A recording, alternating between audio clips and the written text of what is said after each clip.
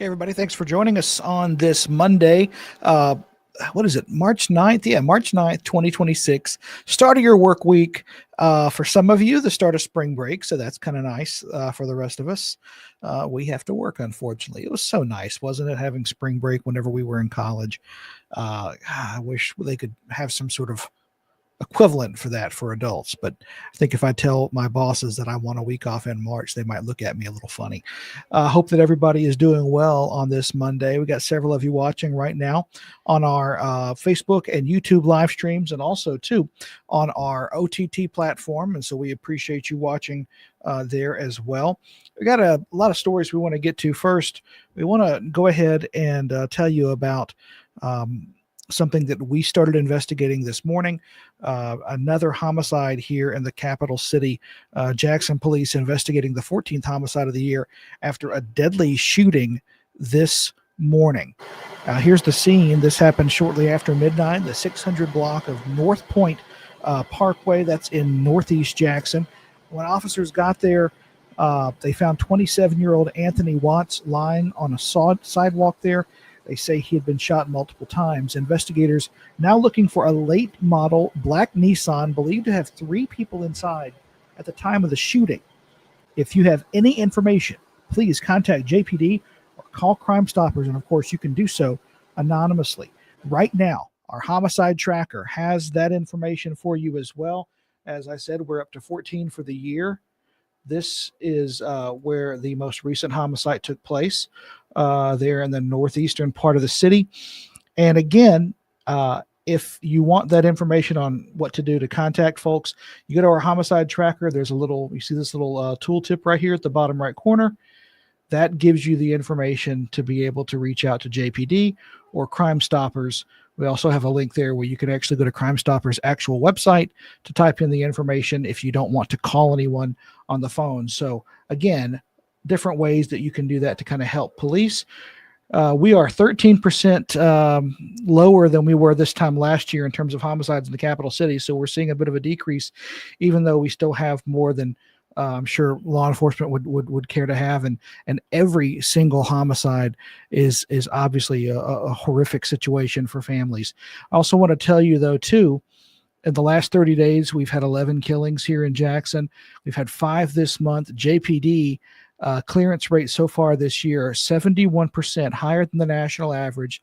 So detectives are working hard to make sure that those homicides are solved. We also want to give you another sort of idea of what we have available here on our homicide tracker.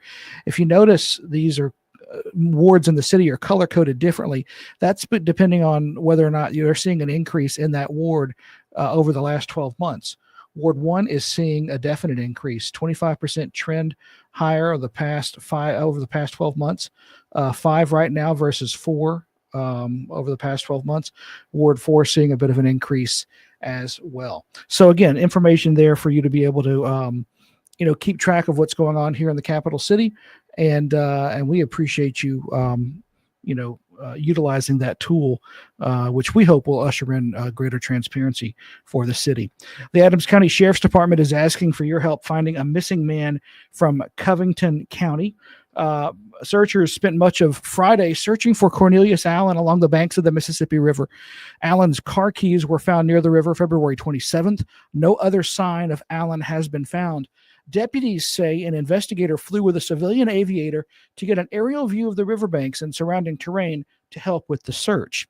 A Jackson man who was living in Dallas headed home for the birth of his son nearly 4 years ago, but 31-year-old Donald Hewitt Jr. never made it. His family still does not know what happened.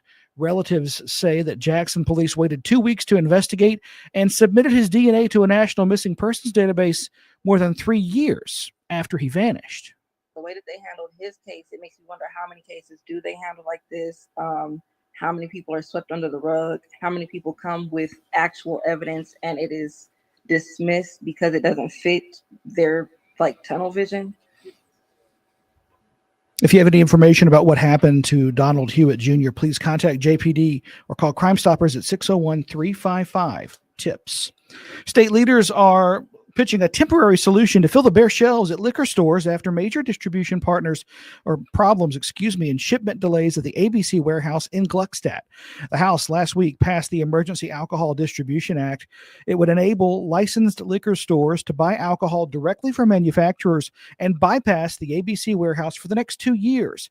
Republican State Representative Henry Zuber brought the measure to the floor after lawmakers and store owners complained the warehouse could not fill orders.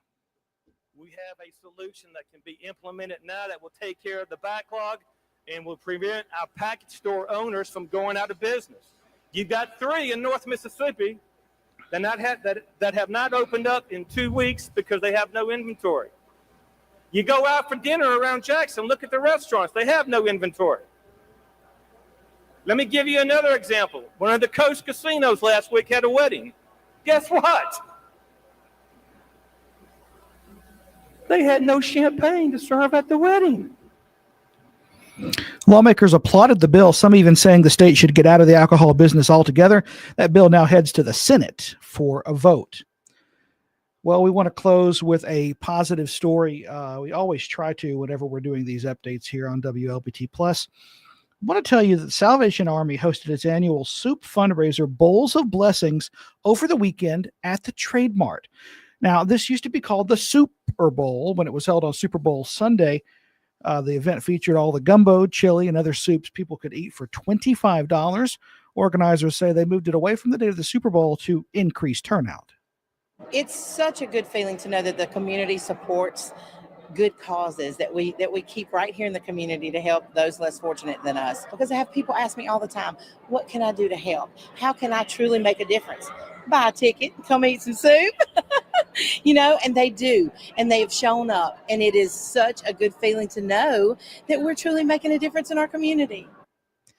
Proceeds support the Salvation Army's programs for people across the community. And that is all the time we have for this edition of the WLBT Plus Digital News Update for your Monday, March 9th. Again, we appreciate you watching.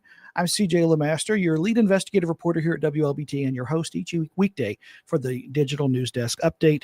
We'll see you back here at 2:30 with our First Alert Weather Team giving you an update on how the work week is shaping up and some storm chances. We still have a First Alert Weather Day on Wednesday. And, of course, our early evening newscasts start at 4 p.m. on air and online. You can catch us, of course, on our OTT platforms throughout the day. Thanks for watching, and we'll see you tomorrow.